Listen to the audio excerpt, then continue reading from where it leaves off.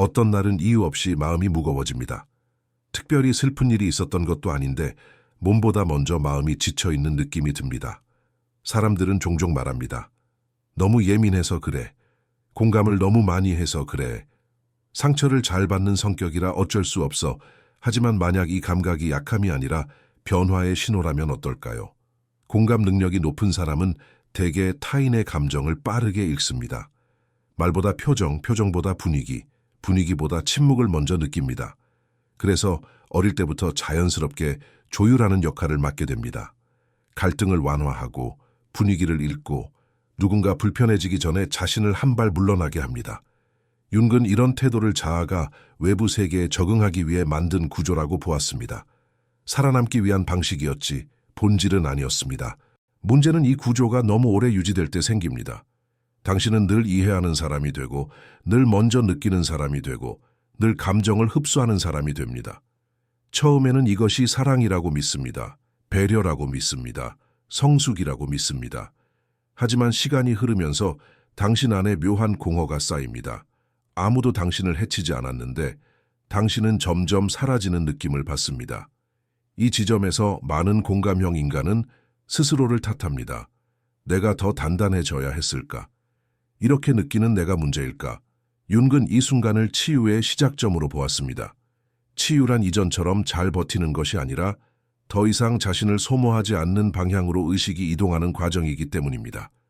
치유된 공감자는 차가운 사람이 되지 않습니다. 무감각해지지도 않습니다. 오히려 더 깊이 느낍니다. 다만 더 이상 자신을 희생의 통로로 사용하지 않을 뿐입니다. 그는 이제 타인의 감정과 자신의 감정을 구분할 수 있게 됩니다. 느끼도에 떠안지 않습니다. 공감하되 삼키지 않습니다.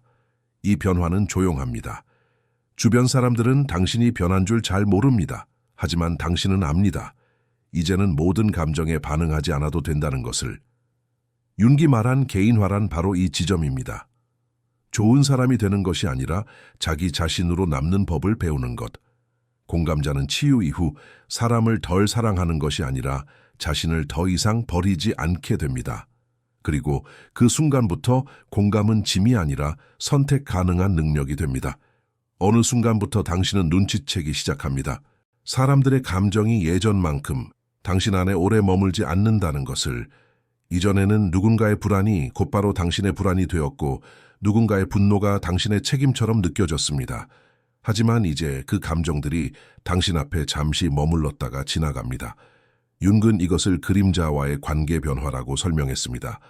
공감형 인간의 그림자는 대개 억눌린 분노입니다.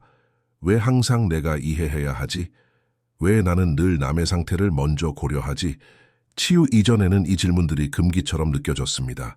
이기적인 생각 같았고 사랑을 배반하는 것처럼 느껴졌기 때문입니다. 하지만 치유 이후 당신은 이 질문들을 밀어내지 않습니다. 그 질문들은 당신을 나쁘게 만드는 것이 아니라 당신을 전체로 만들기 위해 등장한 것이기 때문입니다. 융이 말한 그림자는 없애야 할 대상이 아니라 통합해야 할 부분입니다. 당신이 더 이상 무조건적인 이해자가 되지 않게 될 때 공감은 사라지지 않습니다. 오히려 더 정제됩니다. 이제 당신은 누군가의 고통을 느끼면서도 그 고통을 해결해야 할 의무는 자신에게 없다는 것을 압니다. 이 차이는 아주 큽니다.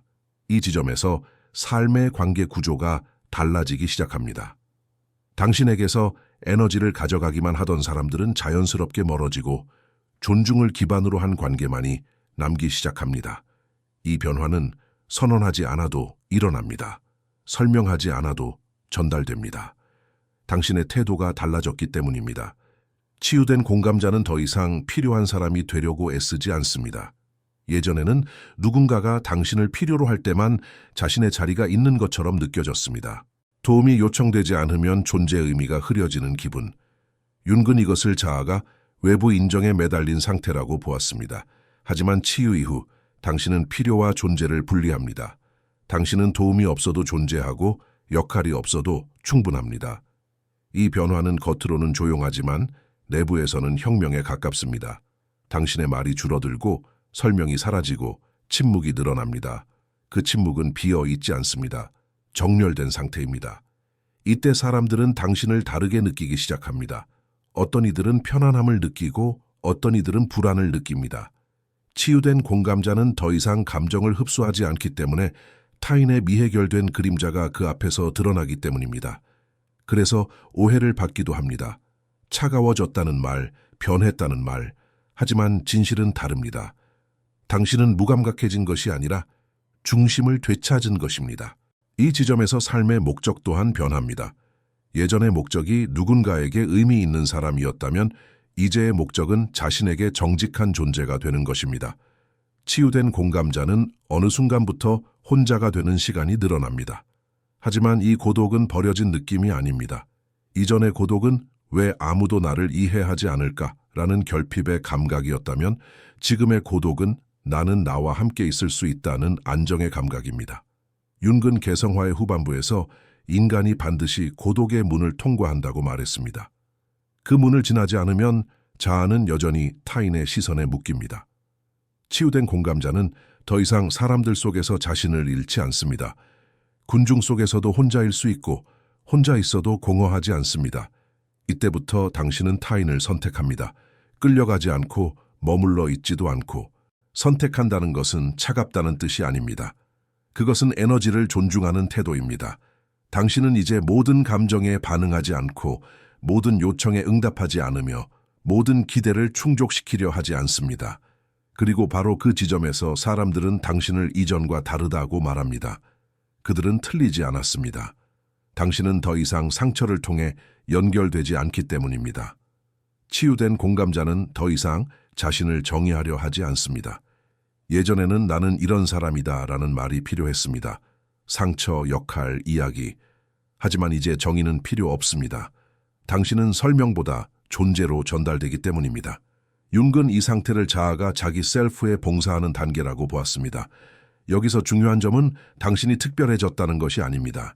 오히려 더 평범해졌습니다. 과장도 없고 구원의식도 없고 스스로를 희생할 필요도 없습니다. 치유된 공감자는 타인의 감정을 느낄 수 있지만 그 감정의 주인이 되지는 않습니다.